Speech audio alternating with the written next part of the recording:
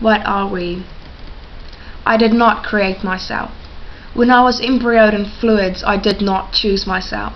Nor did I look upon reasoning as it came to me through years of education as skills produced and manipulated by my individual efforts. Thus, I cannot take credit. Within my collective life amongst my peers, it was not I who chose the need to differentiate myself through outspoken eagerness to be different.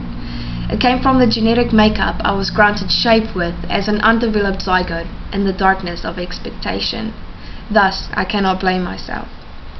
The future I cannot predict. By concoctions of plans I heed with religious zest, I cannot secure success in the world of tomorrow.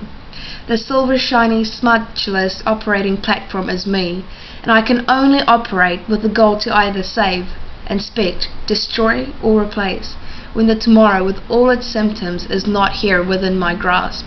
Thus, I do not worry.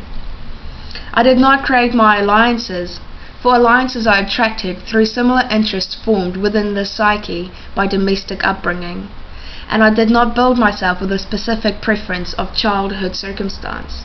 Thus, alliances are fate, not choice. I perceive my life as an evolutionary species. Some aspects die when the characteristics are not needed, nor strong enough to withstand the surrounding influences. Others dominate by fear of extinction. Thus, my qualities are scientifical. Thus, then, I cannot judge. Thus, then, I cannot be proud. Thus, then, I cannot grow. Thus, then, I cannot hope. And thus, then, I cannot be satisfied. What are we if there is nothing greater than man?